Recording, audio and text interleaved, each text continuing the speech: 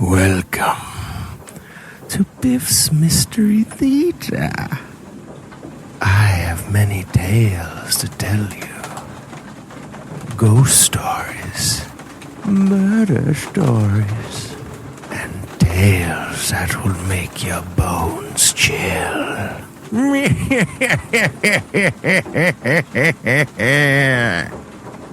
Join me, won't you? For Theater of the Mind, where you always have the best seat in the house.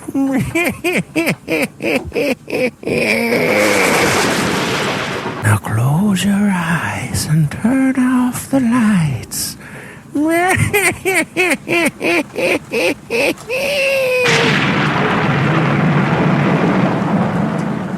This is Orson Welles, speaking from London. The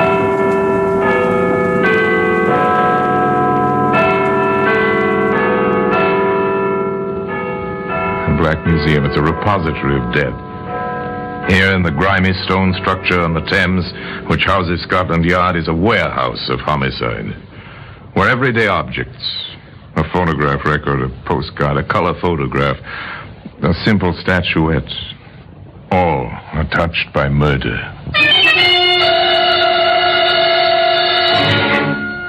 Here's 2 scribbled notes, bits of paper with 3 words scrawled across them.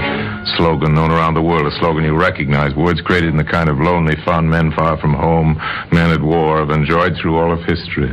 What's it mean, Inspector? It would be nice to know, Sergeant. I suspect that if we did know, we'd have the answer to this nasty business. Well, this killer, sir, it's possible he's an American.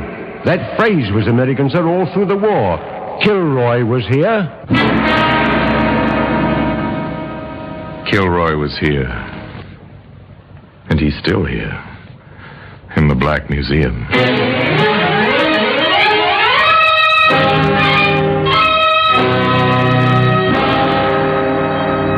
From the annals of the Criminal Investigation Department of the London Police, we bring you the dramatic stories of the crimes recorded by the objects in Scotland Yard's Gallery of Death, the Black Museum.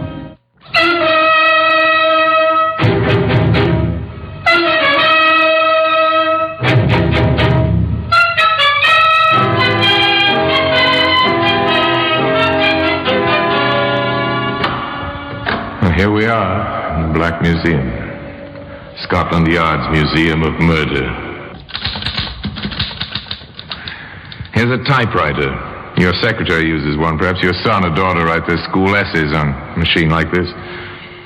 This one is used to write a letter. That letter brought a woman to an address, and death to the author of that letter. Here are the notes.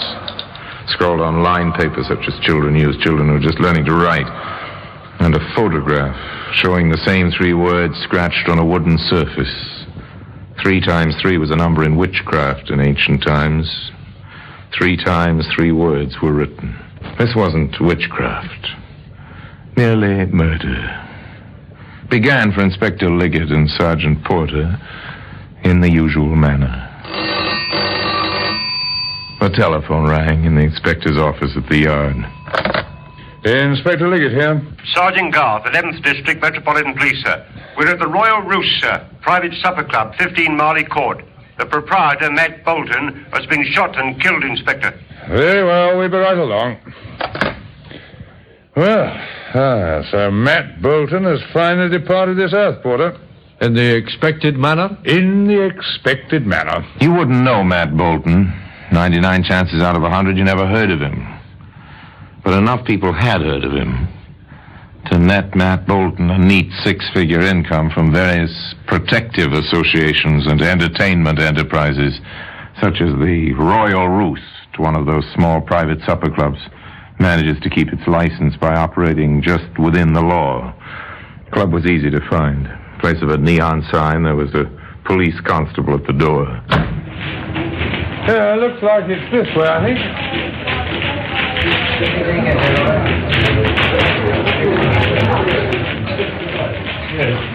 Coffee in here, Inspector? It always is in these places. Apparently a good many people prefer to amuse themselves breathing a combination of tobacco and poor liquor fumes rather than good fresh air. Quite a costume on those girls. The roosters in the Royal Rooster. Get it, Sergeant? I've never seen a rooster with so little on besides tail feathers. Neither have I. Look, we better get to work, Sergeant.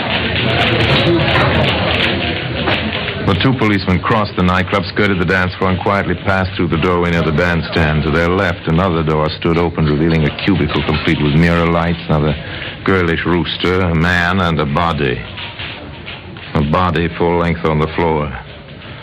The girl was saying, Look, we simply can't send a chorus out once more. Do I get to do my act or don't I? I'm Inspector Liggett, Sergeant. The young lady may do her act.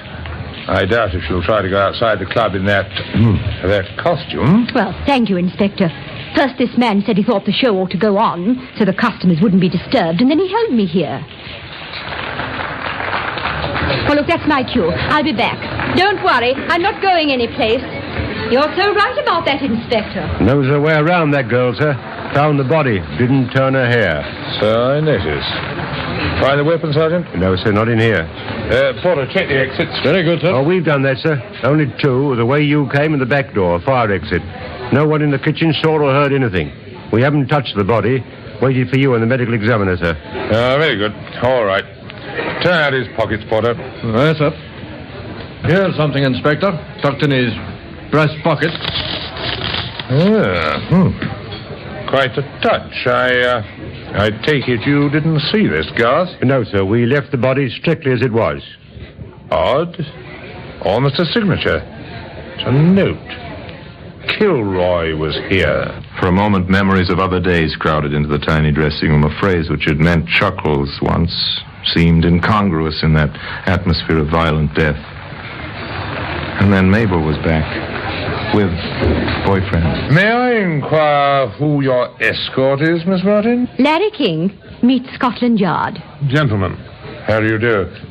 Is this your usual practice, Mr. King? If you mean escorting Miss Martin home, that's correct.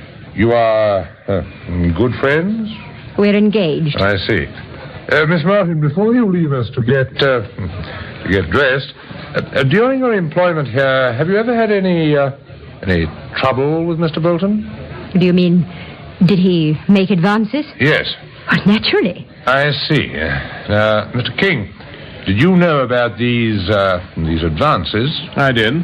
Did you ever have any trouble with Mr. Bolton? Nothing to speak of? Of course, it never is anything to speak of. You served during the recent war? I did. 8th Army. All the way from Tobruk to northern Italy. Does the expression Kilroy was here mean anything to you? The Americans, 5th Army, they used it. I've seen it many times. Very well. Leave your addresses, both of you, with Sergeant Garth here. And don't leave the city. We may need you. That's all for now. Now the routine begins. Inspector Liggett and Sergeant Porter return to the yard. The orders go out. Have them run a complete check on Bolton's pals. They'll all have alibis, but run the check anyway. That was a start. Now the patient waiting, putting together the few facts available. It's the hardest part of police work anywhere. So, Porter, no prints on that note except yours and mine. Correct, Inspector. What have you got on King and the girl? She's, remarkably respectable. Nothing remarkable, Sergeant. What about him? He's a lawyer in the city, rather successful. Good reputation. Ever crossed Bolton's path in his work? Nope. He's a copyright lawyer. Deals with writers, mostly. Nothing there, then. Takes patience. Lots of it. Check and recheck. Wait for information. Wait for the telephone to ring. Inspector Liggett here. Detective Ashton, sir. 23rd District. Go ahead, Ashton. At 14.5 Haven Mew, sir. We've been watching the place, sir. That King fellow lives there. Yes, I know. The superintendent's wife has been found, sir, on the cellar steps, strangled. We found the note in her apron pocket. Kilroy was here, it says. Wait for the telephone to ring, and when it does ring, another death, another note. No solution. Merely complication piled on complication. A short while later, in the basement apartment of the newly widowed janitor. You found her yourself, Mr. Evans? Yes, sir. Lying there she was on the cellar steps. I was going down to look at the oil burner. I see. Now, your wife have any enemies, Mr. Evans? No, sir, no. Where would the likes of us come in, having enemies? Quarrelsome a little, you might say. But what woman isn't? Oh, she quarreled with you? With me, mostly. Not that I could blame her. It's hard work, a place like this, you know. Once in a while with a tenant. Well, the children in 4B, for instance, they write on the walls. So my wife argues with the mother. Mm-hmm. The nice young man in 6G lets the bathtub run over. 5G complains. My wife scolds Mr. King. I see, yes. Now, is Mr. King at home now? Oh, I believe so, sir. All right. Thank you. We'll do our best to find whoever killed your wife, Mr. Evans. Oh, thank you, sir. She had a temper, I know, but she never did no real harm. Up in the self-service elevator on the 6th floor. Find 6G and ring the bell.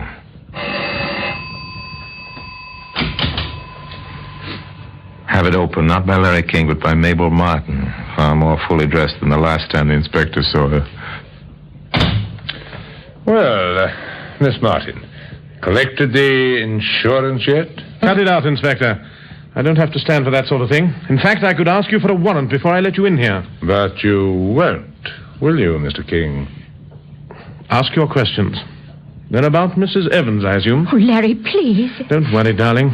Ask your questions, Inspector. You quarreled with Mrs. Evans? I did. I wanted my bathtub fixed. The drain was backing up. She told me to go to fix it myself, that's all. You're sure that was all? Murder seems to have a way of happening in your vicinity, King. Is that an accusation? What's all this to do with Matt Bolton? I don't know. But there is a link. Quite a clear link, Miss Martin. You see, on Mrs. Evans, we found a bit of paper, and on it was scrawled, Kilroy was here. Any ideas on that? Ex-soldier, now Solicitor King? Solicitor King had nothing to say. His puzzlement, his lack of knowledge seemed honest enough. Inspector Liggett drew no conclusions. He waited. The routine continued. The reports came in. The Martingale is a new job. Same type of club. I've seen the act, Inspector. Same songs. More clothes. Nothing on Bolton's cronies. Every one of them has an alibi. Yes, King seems to follow a set routine, Inspector. To the office, back home, dinner, then calls for the girl.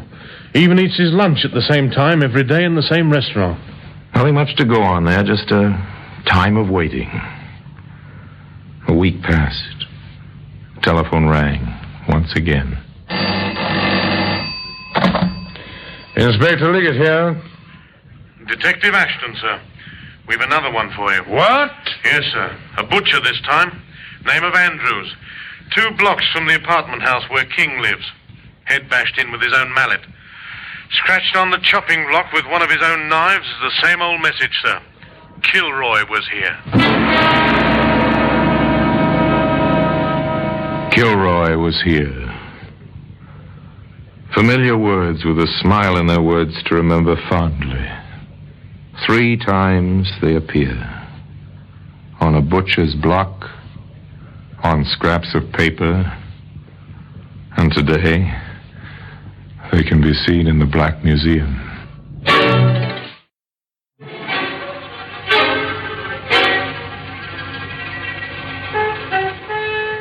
A 3rd killing, and signed exactly the same way.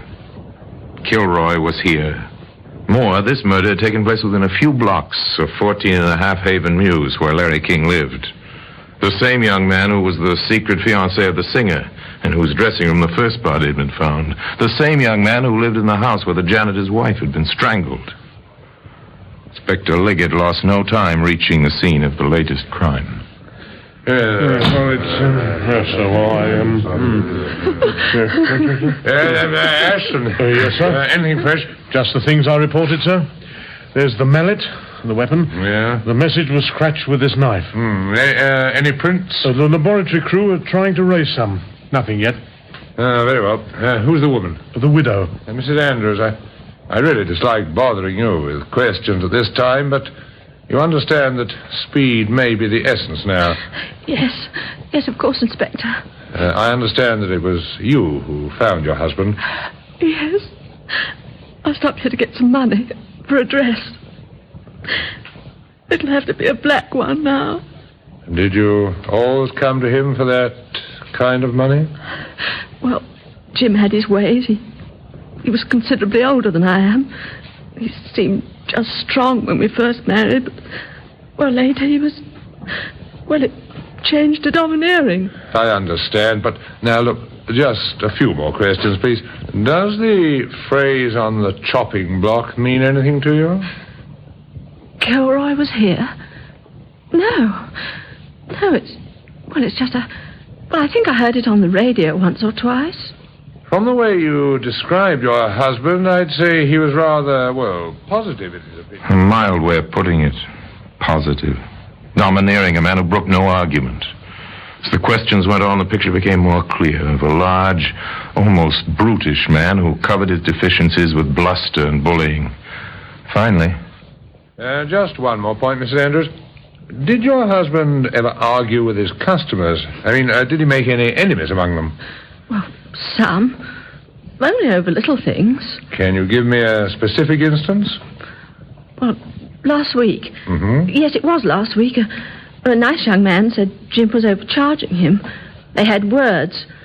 The man, his name is Larry King, from the apartment house on Haven Mews, he swore he'd never buy here again. I see.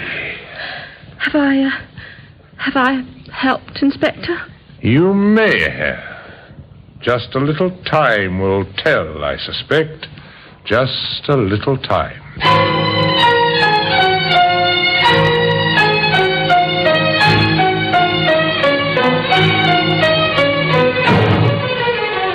A little time. Within the hour, Larry King was in custody, taken in charge for 24 hours on suspicion of complicity. His fingerprints revealed... nothing. His answers to the barrage of questions revealed... nothing. Wearily, the inspector and Sergeant Porter returned to the office to face unrelated facts and a no-progress report. Wearily, the inspector picked up the receiver of his office intercom. Yes, Sergeant? You have a caller, sir. Who is it? Miss Mabel Martin, sir. She insists on speaking with you. Miss Martin was ushered in, seated in front of the desk. I've got something to tell you, Inspector. Please do. Well, Larry didn't kill anybody. Didn't he? No. I did. Steady, Sergeant. Please take down Miss Martin's statement. Now, I must warn you, Miss Martin, anything you say will be taken down in writing and may be used in evidence. Yes, I understand. Now the floodgates opened.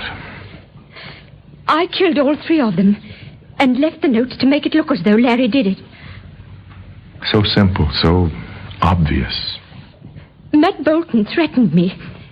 He said if I didn't come back to him, he'd change his insurance policies and tell Larry about us.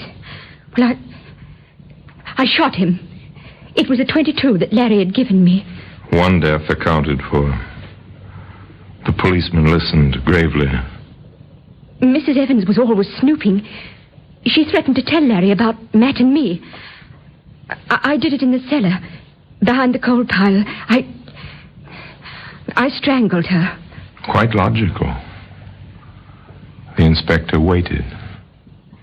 Andrews, the butcher, I used to shop there for Larry. Andrews made some advances. He reached for me and I grabbed a meat cleaver. And then I scratched the note on the wood. That's the story, Inspector. Yes. Tell me, how much do you weigh, Miss Martin? Well, about 107 pounds. Why, what's that got to do with... Sergeant Porter, what was the caliber of the bullet found in Matt Bolton? .38 caliber, sir. Thank you. And did you notice a coal pile in the cellar at 14.5 Haven Mews? It's an oil burner, sir. Quite modern. Thank you. And the weapon in the Andrews case? A mallet, sir. Not a cleaver. A mallet. And, Sergeant, can you picture a young woman of 107 pounds knocking out and killing a man of Andrews' size? Not very well, sir. Of course, it's obvious. Her heart and her courage are as large as she is, if not larger, but... Oh, all right, have your fun. I've made a fool of myself, but Larry didn't kill anyone. I know that. I know it. You can't do this to her. Look.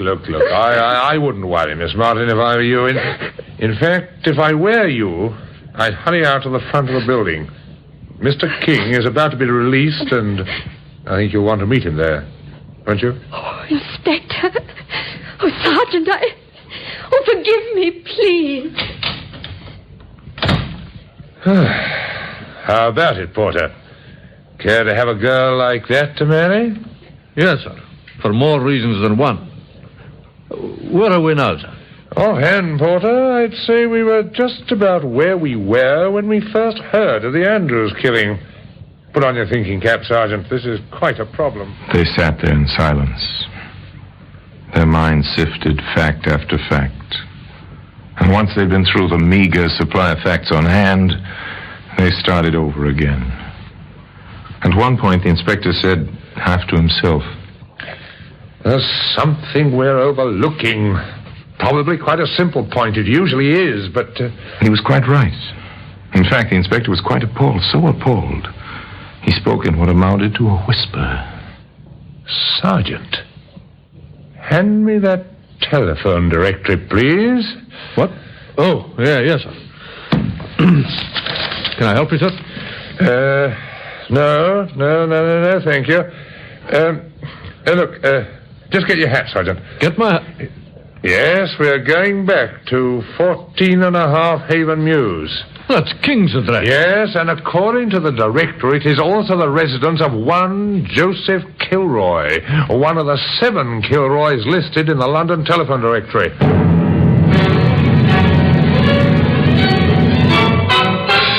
Doesn't take long from Scotland Yard to Haven Mews, not when you travel by police car with a siren going. It doesn't take long to race upstairs to a 3rd floor apartment, ring the doorbell.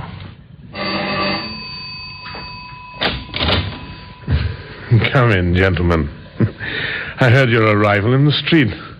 What took you so long, gentlemen?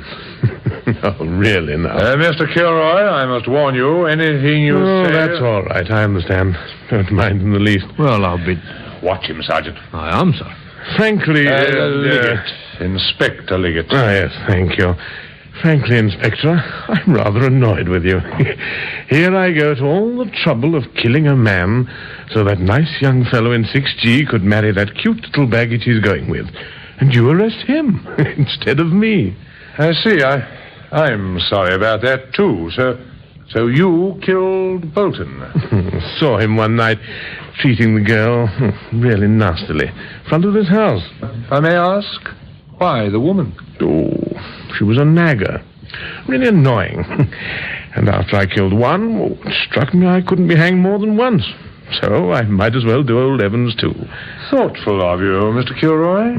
That butcher was a private matter, though. He kicked a dog once. I saw him. Didn't treat his wife any better. No kids. Figured he'd leave her his money. So I got him with his own mallet. Quite simple, you see. And, you signed your name to each one? Oh, of course. Good deeds are scarce in this world.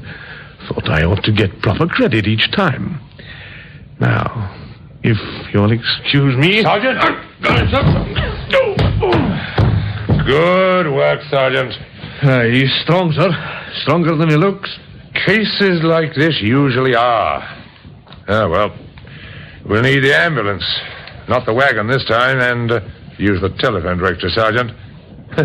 I find them quite useful books when I remember to use them. Who'd have thought it, sir? How many of our murderers are considerate enough to sign their killings, sir? Murderers don't sign their work, do they? Unless, of course, their sense of humor is as twisted as their valuation of human life. This killer did autograph his killings. And today those notes can be seen in the usual place for such things, in the Black Museum. Joe Kilroy was insane, of course, by every normal standard. Insane enough, certainly, to sign his name to 3 murders. And by every normal standard, the gentlemen of Scotland Yard acted correctly within the rules of their profession in tracing every possible motivation, every possible suspect, before they came to the obvious solution.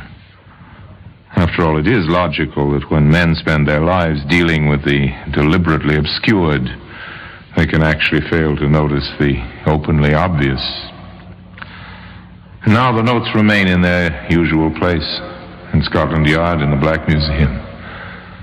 And until we meet again in this same place for another story about the Black Museum, I remain, as always, obediently yours.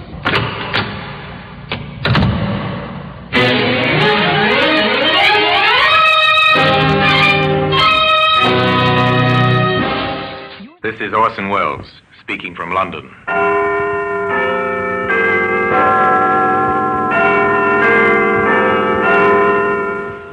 Here in the grim stone structure on the Thames, which houses Scotland Yard, is a warehouse of souvenirs, where everyday objects, a candlestick, a china doll, a broom, all are touched by murder.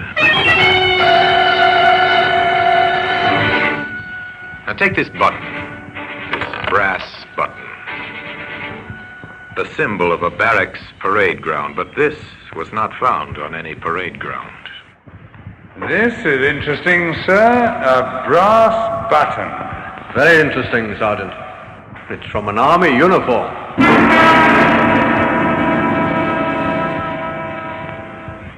Today, that button can be seen in the Black Museum.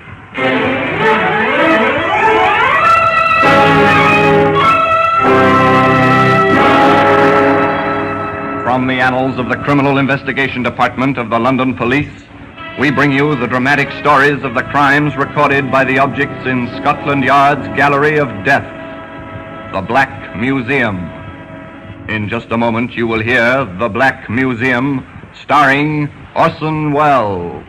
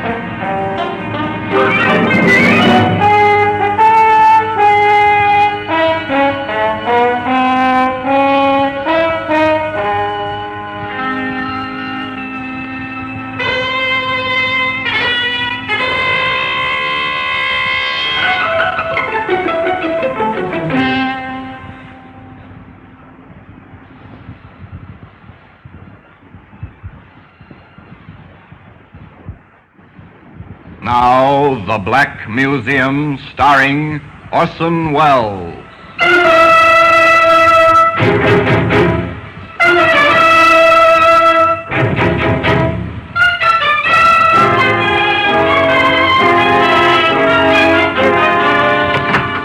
Well, here we are, in the Black Museum. Scotland Yard's Museum of Murder. Shelf upon shelf of curious and repellent objects. The urge to kill, illustrated in many, many ways. Here lies death. Here in the echoing stillnesses of the long room, one stands and looks at violence, expressed by the exhibits that line the shelves, the tables, and the walls. Repellent they may be, but by reason of their association only, for most of these tokens of murder are very ordinary objects. It's a medicine bottle. The drug it contained was beneficial in small doses. But since a woman was forced to drink the whole contents and died shortly after, the jury called it murder. Here's a kitchen knife. No household is without one. But this knife was not used solely for kitchen tasks. It was found embedded in a man's heart. Now, here we are, the brass button. It is. It's an innocuous, ordinary brass button. This was found near the dead body of a woman.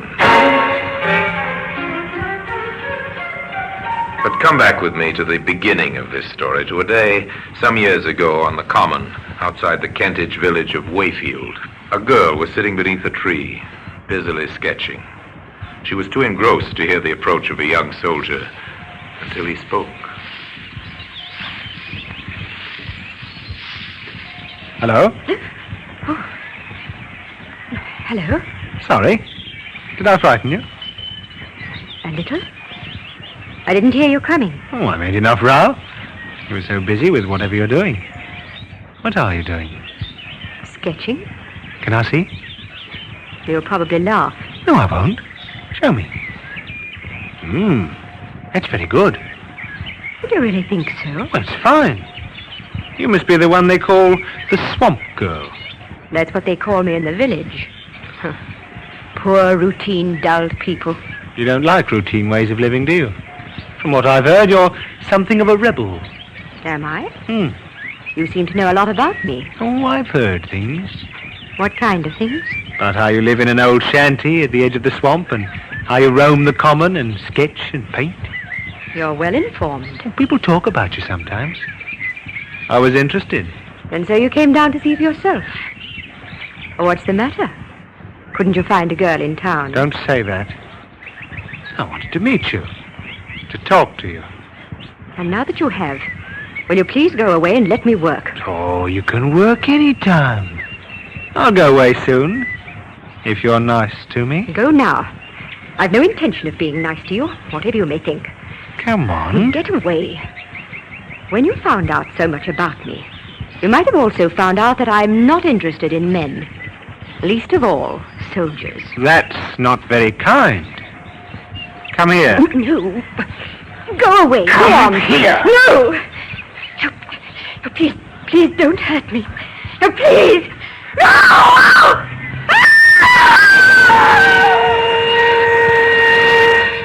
A woman screamed and cried for help on the Wayfield Common, but there was no one within a mile to hear her screams.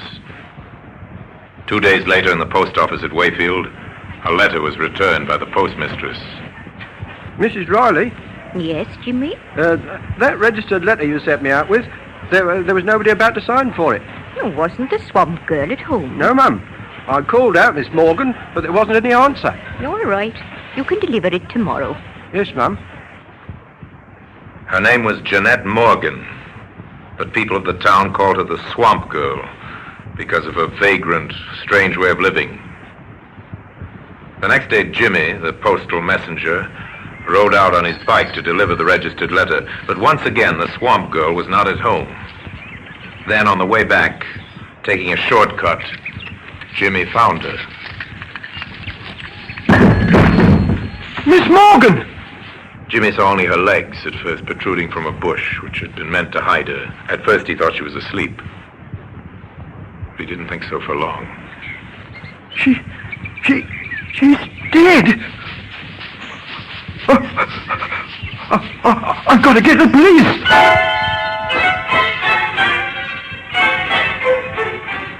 Murder transforms a little village like Wayfield. All work ceases. The people gather in small groups in the streets to talk about it. Yeah, have you heard the news? There's been a murder. Aye? A murder? Yes, out on the common. Who? The Swamp Girl. They found her body. I was rather afraid that poor girl would come to grief sooner or later. Well, Vicar, you know how it is these days. No parental authority. Ah, more's the pity. Be that as it may, the man who did it must be found. You know, Bert, if young Jimmy Miles hadn't come upon that body like he did, it might have lain there hidden for months, even years. I wonder how it happened. Well, now, the way I sees it is this. Now in the bar of the local, They sipped their beer and discussed the sensation. Jimmy became something of a hero. He'd found the body and even now is being questioned by the London detectives from Scotland Yard. This is Jimmy Miles, sir. Hello, Jimmy. You found the body, I understand. Yes, Inspector Gallico. Was she really murdered, sir? Well, that's what we must find out. And you can help us. Oh, really? How? I believe you rode out to her shanty at the edge of the swamp to deliver a registered letter to Miss Morgan. Yes, that's right, sir. She used to get a registered letter every month. I always took them out. And she had to sign for them, of course. Oh, yes. Then you got to know her, I suppose. Well, don't tell the postmistress, but sometimes I did stay and talk for a while. And what was she like? Oh, she was nice, really friendly. People said she was a bit peculiar, but I never thought so. And she could draw, sir. Now, think carefully, Jimmy. Did you ever see her with anyone? Man or woman? Oh, never, Inspector. She had no friends around here. She once told me so. No friends, I see. Now, about this registered letter, was that the first time you had taken it out? Oh, no, sir. I went out the previous day, on Monday, but she wasn't there. Did you call out? Yes, and I went round the common, to the places where she used to go and sketch. I knew most of them. And she wasn't anywhere about? No, nowhere at all. What time of the day was this? Well, I just left the post office just on 10. It's about half an hour's ride. So you were out there by 10:30? All right, Jimmy. Thank you very much. Is that all, Inspector Gallico? That's all for the moment. You've been very helpful. A lucky witness, young Jimmy Miles. A break for Inspector Gallico early in the case. For with the evidence of the police surgeon, certain facts could be established. What's your verdict on the post-mortem, Doctor? Well, the cause of death didn't give us any trouble, Inspector. She was strangled. What about the time of death? That's not so easy. I'd say she died 48 hours ago, at least. Wait a minute. That means before noon on Monday. It ties in, Doctor. Good. But at what time before noon, I would not care to predict. The contents of the stomach indicate she'd had breakfast. Then sometime between breakfast and noon, she met her death. And she was nowhere about 10:30 when the postal boy brought her letter. What about that letter, Sergeant? I have it here, sir. Who is it from? It's from Mrs. Morgan of Tunbridge Wells, her mother. Money, I suppose. £10, sir. And a plea to come home and live a normal life. Poor Mrs. Morgan. Her daughter couldn't even die a normal death. The pattern of the crime begins to make itself clear. The victim's identity is known. The approximate time and the cause of death is known. Now the hunt will begin for the killer. Here is a police message.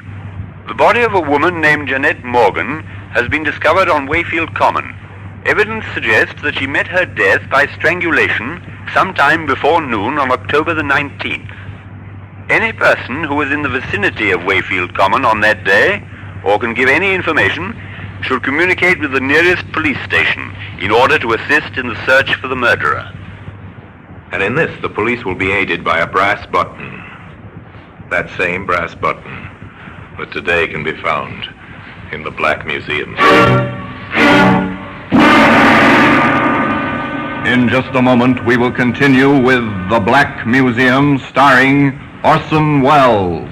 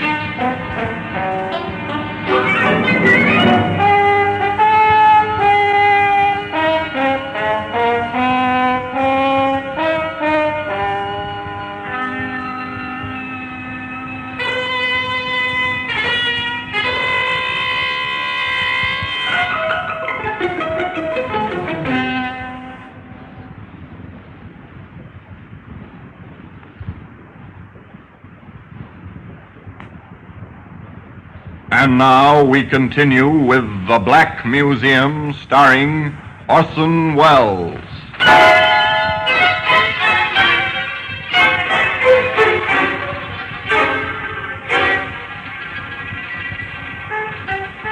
To a small cottage in Tunbridge Wells now go the detectives from Scotland Yard.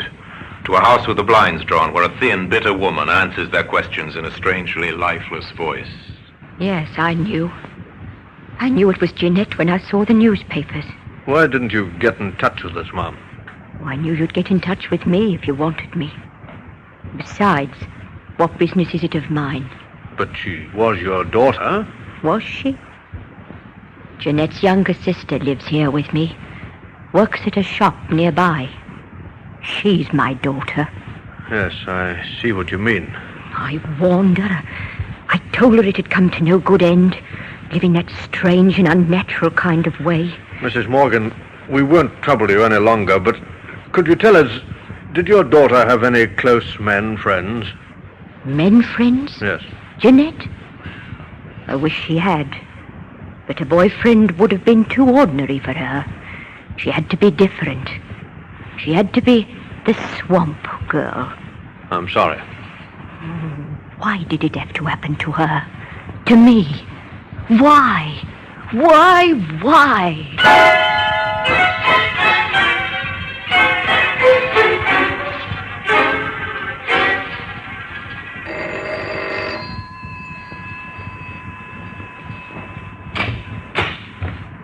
Good evening. Good evening, Vicar. I'm from the police.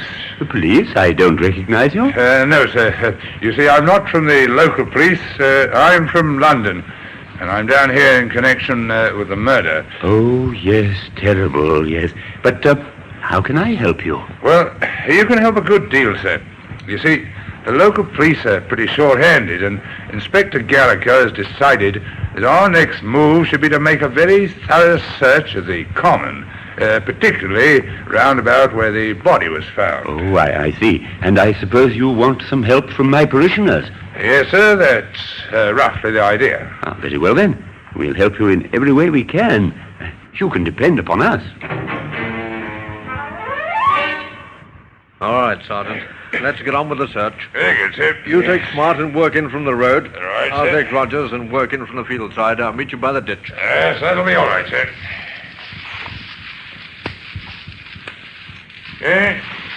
Here's a sketch, sir. It's a pencil drawing of that view across there, I'd say, sir. Yes, it is. Unfinished, too. She might have been working on it. What else have you got there? This is interesting, sir. It's a brass button. Very interesting, Sergeant. It's from an army uniform. Uh-huh. Where's the nearest camp to Wayfield? I believe there's one across the river, sir, about 2 miles away. Inspector Gallico left his sergeant in charge of searching the common and went to the army camp to enlist the help and cooperation of the commanding officer. Gentlemen to see you, sir, from Scotland Yard. Oh, ask him to come in, will you, Captain? Yes, sir. Will you come through, please? Thank you.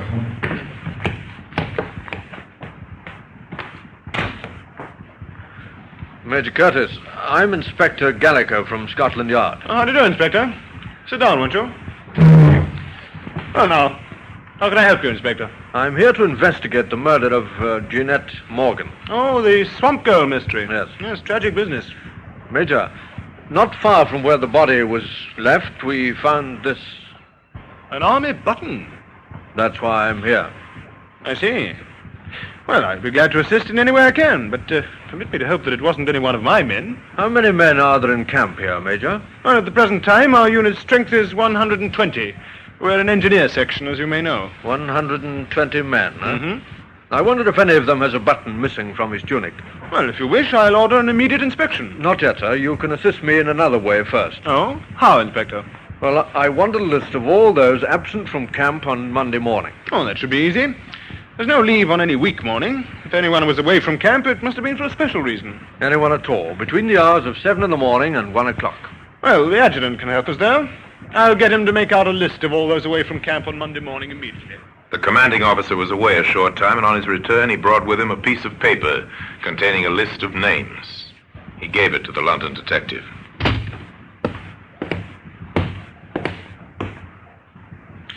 Yes, there you are, Inspector. 5 men were away from camp during the time you asked about. Sergeant Willis, A Company. Yes, he's our caterer at the present time. We're understaffed, of course. Sergeant Willis and Private Fields were in town with a provision truck. They were together? Yes, we can always check that with one or the other. I don't think I'm very interested in those two. Oh? What about Private Liston, B Company? Oh, he's the unit driver. I sent him into town shortly before noon. On a private errand. Shortly before noon, Well, that leaves 2. Corporal Paul Ferris? Oh, he's our mailman. He leaves every morning at 8 o'clock and drives the mail truck in to pick up the unit mail bag. From the Wayfield post office, I suppose? Yes. What time does he generally return? Oh, sometimes by 9. Though on occasions he has to wait for registered mail, you know. I've even known him to be held up as late as 11 or even 11:30. Would anyone know what time he returned on Monday? I'll find that out for you. Now, this last man, Private Williams, A Company. Yes, if you ask me, he might be your man, Inspector. Oh, why, sir? Because he was absent without leave. From 900 hours on Monday morning until 1400 hours. From 9 till 2? Yes. That's interesting. I'd better see him. And the postal chappie. I'll have them paraded.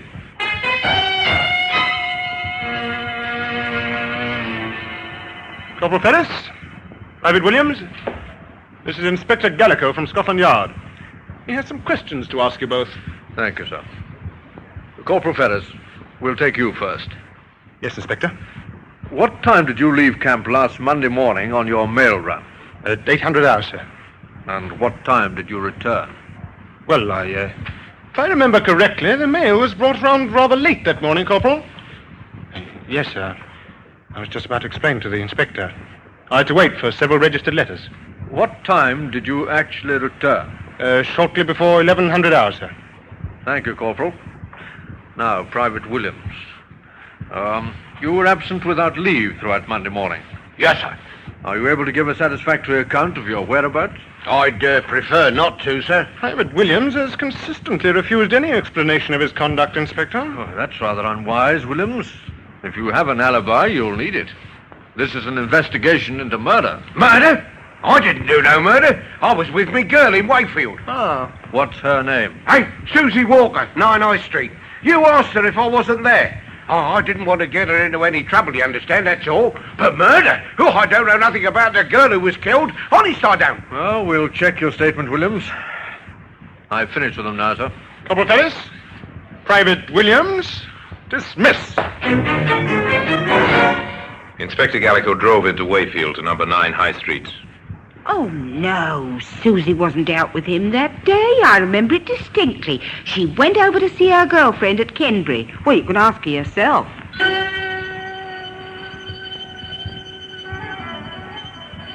Susie Walker was a small, frightened girl, the counterpart of Private Williams. Oh, Inspector, I hope he hasn't done anything wrong up at the camp in not telling them where he was. Oh, that'd be terrible. He wouldn't tell a lie, I know that. I'm sure of it. You see, we'd had a quarrel, and he wanted to see me. I didn't dare let Mother know, so I made up a story about it. She confirmed his alibi, and Gallico went next to the post office to interview Mrs. Riley. Just one inquiry I'd like to make, Mrs. Riley. Oh, anything at all, Inspector. Anything. To think of that poor girl. And my Jimmy Miles finding a body. Mrs. Riley, can you recall offhand whether you had any registered mail for the Army unit on Monday? Registered mail on Monday. Well, I couldn't remember offhand, Inspector, but I'll have it here in the book. Wait a minute and I'll look it up. No, there was nothing on Monday. There hasn't been a registered letter for the Army since last week. Then the postal corporal wouldn't have been delayed on Monday morning? Oh, not him. He was in for his mail bag and out again quick as you like. Didn't even stop for a chat. I remember that now. What time would he have left here, Mrs. Riley? Can you give me any idea? I can give it to you right on the dot. It's come back to me quite plainly. We open at 8:30. Corporal Ferris was here waiting when I arrived to open up. 8:30. And he didn't stay? No, not more than a few minutes.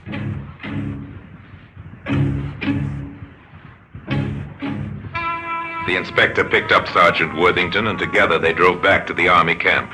A few orders from the commanding officer, and Corporal Ferris was paraded once more, and his gear searched. At the bottom of his kit bag, they found what they were looking for. Here we are, sir. A battle jacket with one button missing. And it matches, Sergeant. Ferris? What have you got to say about this? This is crazy, sir. I didn't know anything about it. She was sketching, wasn't she, Ferris? She drew a pencil drawing of you, isn't that so?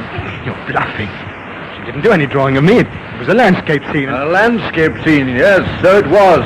And that fact has never been mentioned in any of the papers. Only the sergeant and I knew that, Ferris. And the killer. Paul Ferris was taken into custody, charged with the murder of Jeanette Morgan, the swamp girl.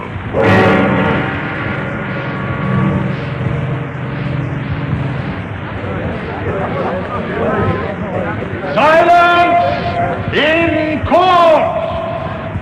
Ladies and gentlemen of the jury, you have heard the facts in this case as related by the witnesses which have been called, both by the defense and the prosecution. The prisoner stands before you accused of the crime of murder, a particularly brutal murder. A murder without motive. But lack of motive is not necessarily a defense. It is for you to decide whether the facts which you have learnt during this case, not only the words spoken by the witnesses, but the mute testimony of the material objects placed before you, justify your verdict, which must be beyond all reasonable doubt.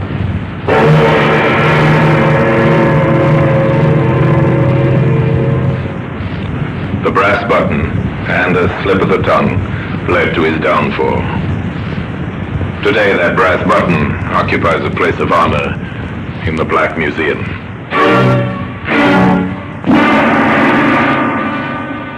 Orson Welles will be back with you in just a moment.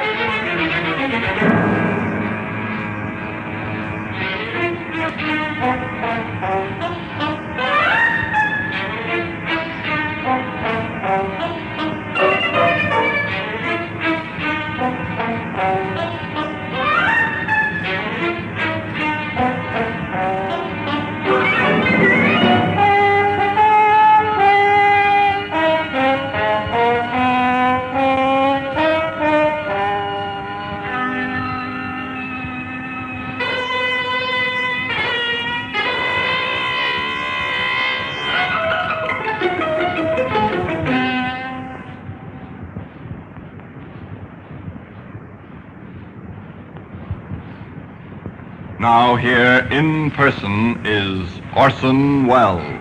The picture was completed when the tracks of a vehicle were found some 50 yards away from the scene of the crime. The tracks were identified as those of the mail truck, of which the driver had been Corporal Paul Ferris. The defense did their utmost to prove insanity, but the jury were in little doubt that the man was sane, and that his advances repulsed, he'd strangled the swamp girl to death. They took 17 minutes to find him guilty, and the brass button which had led to his arrest was Exhibit A on the courtroom table, from where at the end of the trial and the pronouncement of the inevitable death sentence, it was taken to its present resting place in the Black Museum. And now until we meet next time in the same place and I tell you another story about the Black Museum, I remain as always, obediently yours.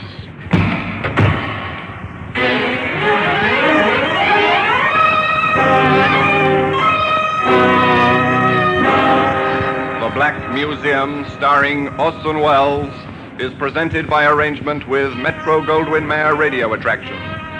The program is written by Creswick Jenkinson, with music composed and conducted by Sidney Torch. Produced by Harry Allen Towers.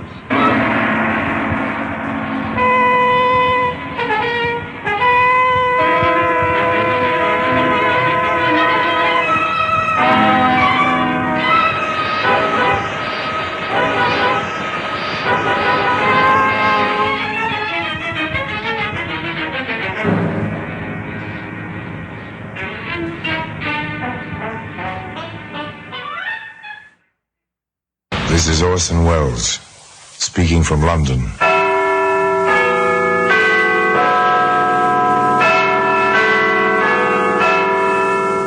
The Black Museum.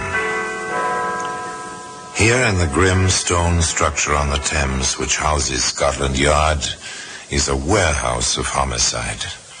A warehouse where everyday objects, a salt shaker, a pair of scissors, an umbrella, all are touched by murder.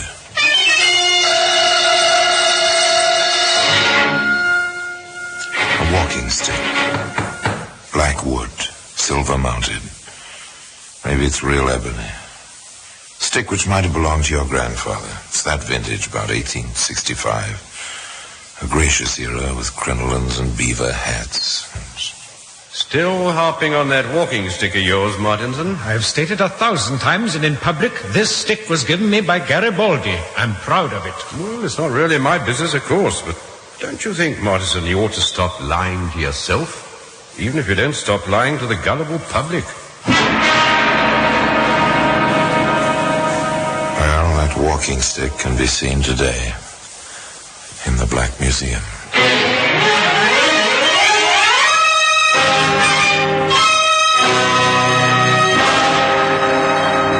From the annals of the Criminal Investigation Department of the London Police, we bring you the dramatic stories of the crimes recorded by the objects in Scotland Yard's Gallery of Death, the Black Museum.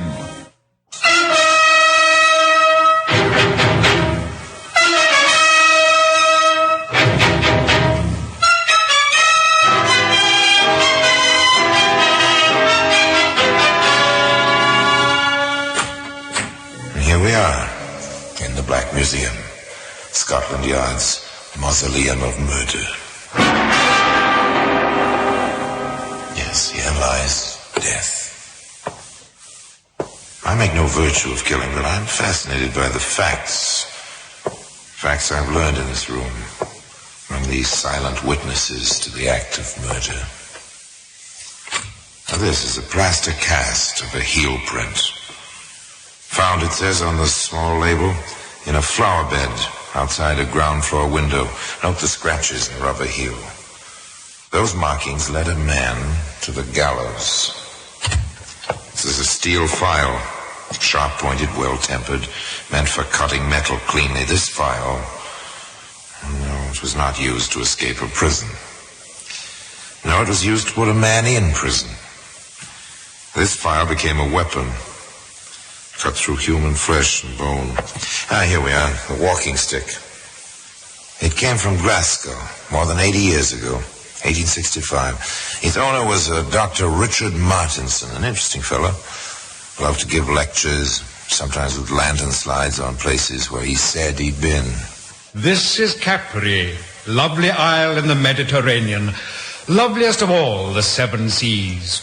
Here, as you can observe, blue waters with a picturesque coastline, adding their soft... He had the soul of a poet, apparently, this Dr. Martinson, and he was, according to himself, a great lover of liberty. I knew Garibaldi, whose courage was as great as man's can be.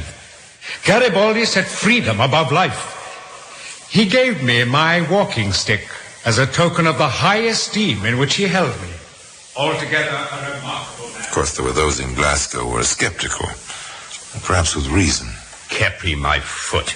Martinson's never been out of the British Isles except for 1 week in Paris. And as for that Garibaldi nonsense, balderdash. The discussions about his veracity didn't help Dr. Martinson's practice. This was something of a pity, as the doctor had a wife who was chronically ill. And how are we today, Sylvia, my dear? Oh, as well as I can expect, Richard. Have you had anything to eat today? I don't have any appetite, you know that. The tonic I gave you is to stimulate your appetite, dear. Oh, I can't abide the tonic, Richard. I'm sorry, but I can't. You make me feel rather inadequate, darling. Not only as a provider, but as a doctor as well. Oh, don't feel like that, Richard, please. It's not you. You're doing your best, I know. I hope I am, my dear. I truly hope I am. It is a little strange. I'm the one who's ill, and I'm doing the company. But Dr. Martinson bore up under his trials. He bore up rather well. And then company came. To stay. Richard, I don't believe you're giving Sylvia proper attention. Now, Mother Toomey, she's getting the best medical care available. And she still won't eat. Richard, you're a fool. I won't have my daughter neglected. I won't have it. You won't have it. So you suppose I enjoy it? I've made up my mind, Richard. I'm taking over where Sylvia is concerned. The first thing necessary is strength. Oh, yes, Mrs. Toomey had come to stay a while. And she made her presence felt at once in the kitchen. Evelyn, I want to make my daughter something light and tasty. Do you have any tapioca in the house? And, of course, in the bedroom. Particularly in the bedroom. Put the tray on the dresser, Evelyn. Yes, Mum. Mother, what is it you're doing now? Just rest yourself, dear. You may go, Evelyn. Yes, Mum. Of course. But, Mother... Hush, darling. Your mother's here now. And you're going to start eating at once. Oh, Mother. Now, it's tapioca. Light. Really tasty. Oh, Mother, I can't. I won't. Look, I'll put some sugar on it, right from the bowl. There we are. Now, doesn't that look appetizing? Oh, I can't stand the sight of it, really, Mother. I'm not a child. Look, I'll eat some. Do you remember, dear, how I used to get you to eat when you were a tiny lass? By eating from your plate myself, like this. Now it's your turn, dear. Come on. Of course it didn't work. Would it work with you? Of course not. Mrs. Toomey ate all the tapioca herself.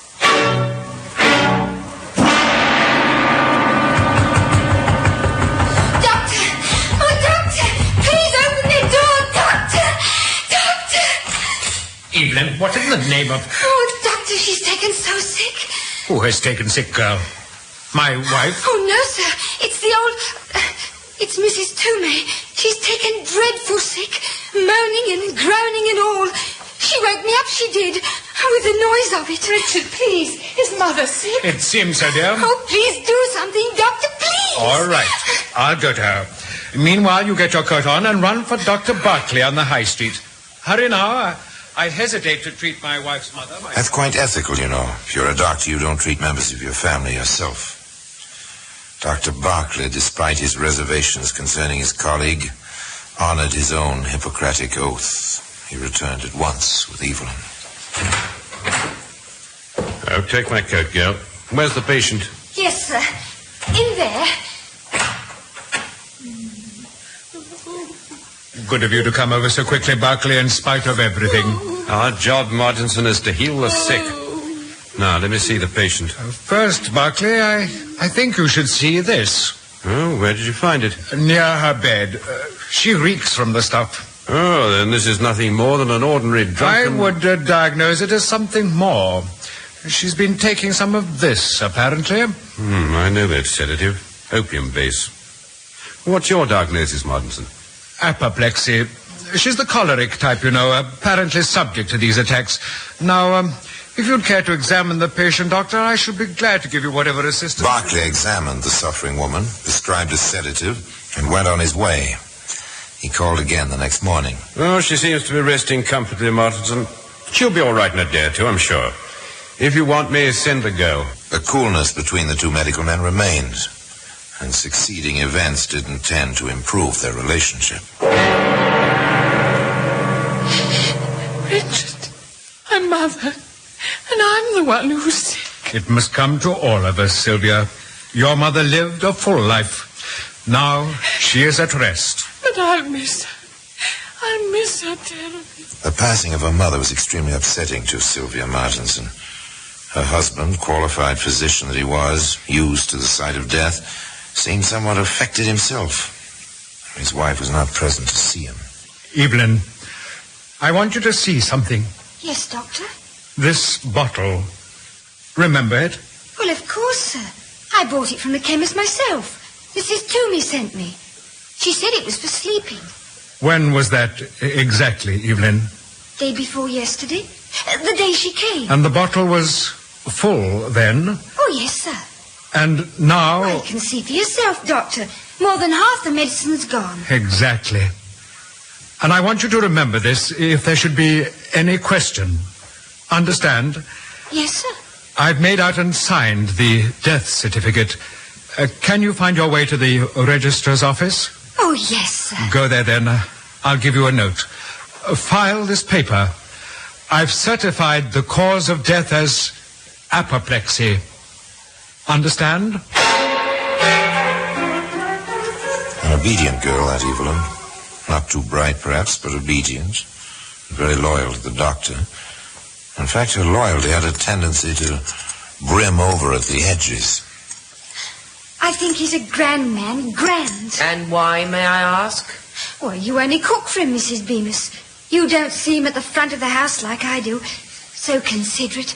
So kindly. Have some more cheese, Evie. Thank you, I will. Now, this cheese. He went to the other end of the city for it. Just to tempt the madam to eat something. But she wouldn't touch any of it. It's a husband's duty to care for his wife. The doctor does more than his duty. Spends all that time at her bedside. Tries to help her every way he can. Maybe it's because he's got so much time on his hands, not having many patients and all. I'll have a bit more of that cheese myself. I heard over the fence yesterday, half the neighborhood is talking of what a prevaricator he is. With his walking stick from the Italian. Nonsense. If he says it was a gift... Then you can be sure it was not. A great one for making up... A bit of below-stairs gossip, a touch of the local scandal that kept patients away from the doctor's door, just some gossip at the end of the servants' dinner, as they lingered over the cheese poor sick Sylvia had refused. Yes. The cheese. Evelyn, the bicarbonate. Oh, where does the doctor keep his bicarbonate of soda? Well, I think in the medicine cabinet. I don't feel so well myself. I'll get it. Oh, hurry. Oh, my stomach's that twisted. It must have been the cheese. Oh, it did taste a bit tangy. Oh, hurry. Oh, no, thank heaven. The poor mistress refused to touch it. Thank heaven, yes. Oh, if I can find the soda, if I can find it quickly without... Another tiny piece of the puzzle. Another incident. The cheese which the wife refused. As she refused nearly every other food in the house.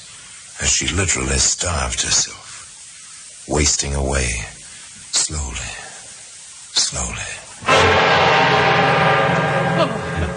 I'm glad you called me when you did, Martinson. Your wife's in bad shape. Looks as if she hadn't eaten or slept in days. Poor Sylvia. She's had gastric fever for months, you know. No, I didn't know. High time you called me. Here, send your girl for this sedative. We'll get her some sleep. Then we'll try to take care of her properly. You can't dodge truth with this, Doctor, as you do with your walking stick. Oh, Mother, I see you. You're here. Doctor, what's happening? She's talking to her mother. It happens sometimes in the crisis of gastric fever. The patient has hallucinations induced by weakness. Oh, Mother, help me. I'm afraid to die. Oh, Doctor, can you do nothing? Doctor, she's dead. She's gone. No. Sylvia. No. Dr. Martinson's grief seemed genuine. How much of everything was play acting? And how much was truth? And the answer to that question lay in the doctor's own hands. In the shape of a walking stick. That same stick that can be seen today in the Black Museum.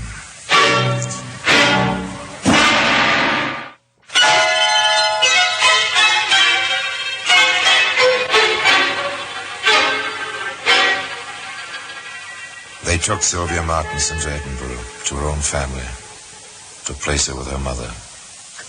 Her heartbroken husband took the long, slow journey, and it was long and slow in 1865.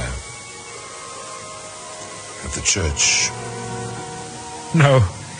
It isn't so. I cannot accept it. I cannot. Wait. Before you take my beloved away, let me kiss her sweet lips once more. A trifle overdone, don't you think?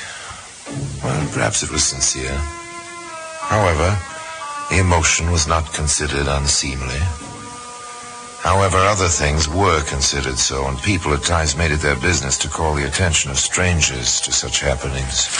Here's a peculiar business, Stuart. Just another letter, Sergeant. A crank, I'd say. I'd like to think so, but this fella seems to know what he's talking about. Are you certain it's a man, Sergeant? Well, do you notice the signature?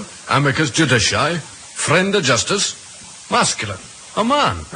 Uses a foreign language. Latin, that's what it is, Latin. I thought only doctors knew Latin, and chemists, to read the prescriptions the doctors write. You haven't read the letter yet. Read it, Stuart. Read it carefully. Gentlemen of the police, it appears to me that a man who falsifies the way he obtained a walking stick and creates fantasies of travels he never experienced may well be a subject for suspicion in other matters. Odd? Why? Go on. Keep reading. The man whose fabrications have entertained some and bored a great many more is the same man whose mother-in-law died some few weeks ago under rather strange circumstances at his house in Sauchiehall Street. Yesterday, this man's wife also died under strange circumstances. This man is Dr. Richard Martinson, and it is the writer's belief that a thorough investigation can be only of benefit. Either it will restore public confidence in a man of medicine, or it will uncover a murderer. Amicus Judici. Well.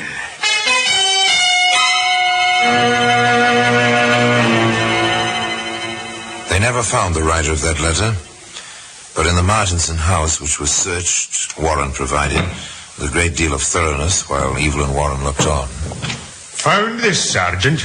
Medicine bottle. Oh, nothing particularly out of the ordinary about that in a doctor's house. Or is there now? Is there, my girl? Oh, no, sir. Nothing at all. We have dozens. All with the label? Sleeping draught, Mrs. Toomey is directed? All of them? No, sir. Only one. That one. Not much left in it, is there? Anyone been taking it? Oh, no, sir.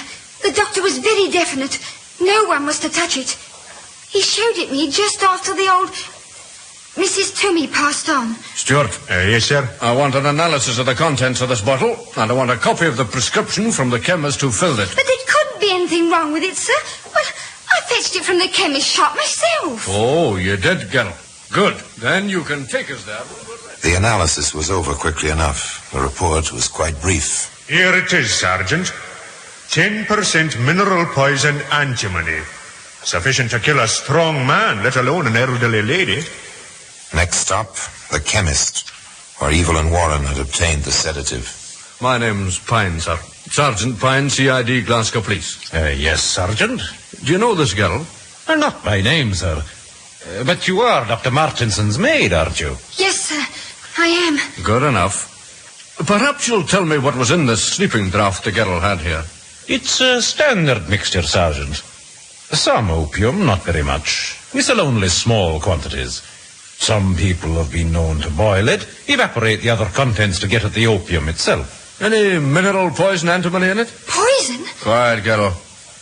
Well, sir? That's tartar emetic you speak of, Sergeant. There'll be nothing like that in our sleeping draught. You're positive? Oh, yes.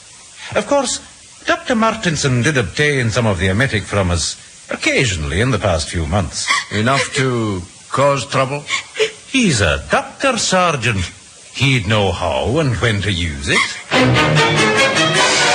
The telegraph wires, it was 1865, remember, hummed between Glasgow and Edinburgh. Edinburgh Police CID official. Request exhumation order and autopsy, Mrs. Harry Toomey, daughter, Mrs. Richard Martinson. Suspect homicide, wire reply, Pine, Sergeant, Glasgow Police CID. The wheels were turning, even while the wheels of the train bringing Richard Martinson back to Glasgow were slowing to a stop in the railway station. Dr. Richard Martinson? Yes, I am he. I'll have to ask you to come with me, sir. May I ask who you are and how you knew my name? Detective Stewart, sir, CID. Your description was given me, particularly the walking stick. Oh, yes, this. Given me by Garibaldi, a great man. Am I under arrest?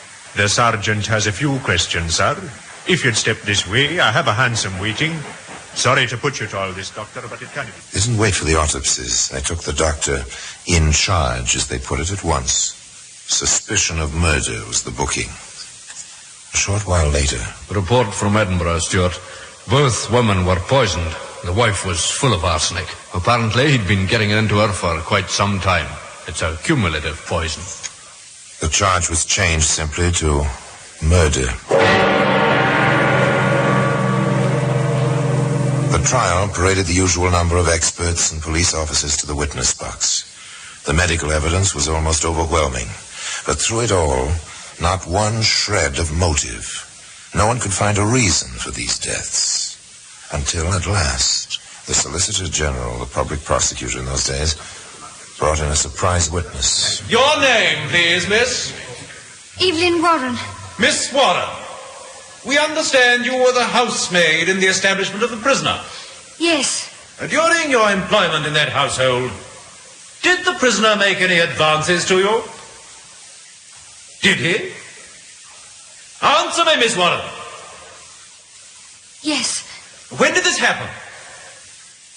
Before his wife fell ill? Yes. What did you do about it? I spoke to the mistress. I asked to be let go. What did she say? That I was to stay and she would speak to the doctor. Did she? I don't know. Did the advances continue? Yes. Did he ever ask you to marry him? Did he ever promise to marry you after his wife died? Answer me, did he? Yes, sir. But only once, sir. Only once.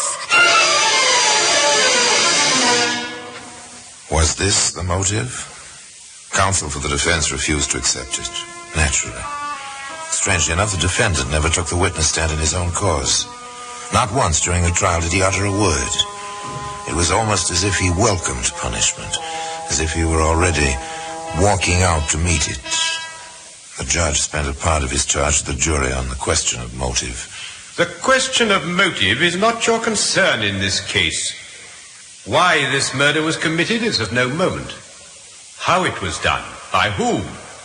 If murder was committed, and if it was, did Dr. Martinson commit it? You have heard the evidence. Now you will consider your verdict.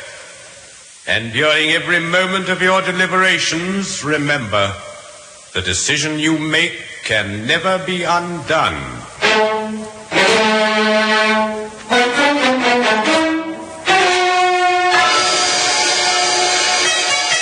The jury was out exactly 55 minutes. The verdict they brought in gave the judge no choice of sentence. Richard Martinson, you stand before us found guilty of the terrible crime of premeditated homicide. It is the sentence of this court that you be carried from the bar to the prison and there be detained until the 1st of July, 1865, and upon that day to be hanged by the neck until dead. And the walking stick, the evidence which helped the slender value of the doctor's word, that stick which helped to hang him, can be found today in the Black Museum. Why did he do it? What had he to gain? In modern terms, what compulsion drove Richard Martinson to sacrifice his future as a physician to the lies of his lectures, to the fabrication of his walking stick story, to the murder of his wife and her mother? Perhaps today's psychologists would have the answer. In 1865, no one had the answer, not even Richard Martinson himself. He did state, just before he died, "I can assign no motive for the conduct which actuated me beyond a species of terrible madness and the use of ardent spirits."